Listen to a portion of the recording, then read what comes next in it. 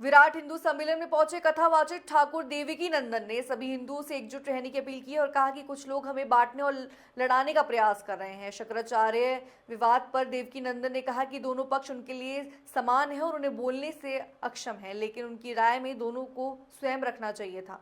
उन्होंने पुलिस और प्रशासन को भी नसीहत दी है कि भगवाधारी और तिलक लगाए संत के साथ मारपीट ठीक नहीं है और विवाद को तुलना देकर आपसी तालमेल से सुलझाना चाहिए। देवकी नंदन ने नोटिस मामले पर कहा कि उनके लिए धर्म संकट जैसा है और सनातन को जोड़ने का काम करना चाहिए, तोड़ने का नहीं। कह रहे थे ये नहीं बोल रहा है, ये नहीं बोल रहा है, हर जगह बोलता है। मैं आपको बता दूं, बहुत सारी जगह ऐसी होती हैं जहां धर्म संकट होता है और धर्म संकट में उस समय, क्योंकि दोनों अपने हैं, एक तरफ तो शंकराचार्य भगवान, तो मेरे जैसा तुच्छ प्राणी क्या बोलेगा उनके लिए, मेरे जैसा तुच्छ प्राणी क्या बोलेगा। दूसरी तरफ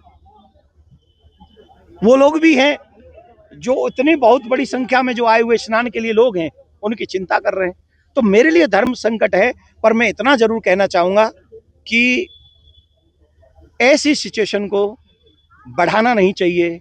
आपसी मतभेद भुलाकर प्यार से प्रत्येक सनातनी को एक स्वर में बैठकर उसे सुलझाना चाहिए, उलझाना नहीं चाहिए। एक और बात, प्रशासन को भी चाहिए कि जिसके माथे पे तिलक हो, जिसके सर पे शिखा हो और जिसने भगवा धारण कर रखा हो, उस प्रशासन को ये भी समझना है कि हमें उन्हें आदर से, अपनी कोई बात रखनी है हम लोग आदर से रख सकते हैं, लेकिन जिस तरीके से मारपीट वो ठीक नहीं। मेरे सरकार तो कह रही है कि भाई आप ना ये बता दो, अब शंकराचार्य की आप पर पदवी है कि नहीं, सुप्रीम कोर्ट तक का हवाला दे रही है। आज योगी जी ने इशारों में काली नेमी का जिक्र कर दिया भाषण में। ये चीजें क्या चल रही है? मैं एक राजनीतिक पहलू पर या किसी पर्सनल पहलू पर कोई जवाब आपको नहीं देने वाला हूं। मैं सिर्फ इतना कह रहा हूं कि मेरे आगे भी कुछ धर्म संकट है, और धर्म संकट है, मैं अपने बड़ों का कभी अनादर, जो मेरे गुरुजनों ने कहा है कि अपने गुरुजनों को संत, जिसको संत भेष में देख लिया, उसके लिए तुम्हें कुछ नहीं बोलना। तो मेरा प्रयास वही है।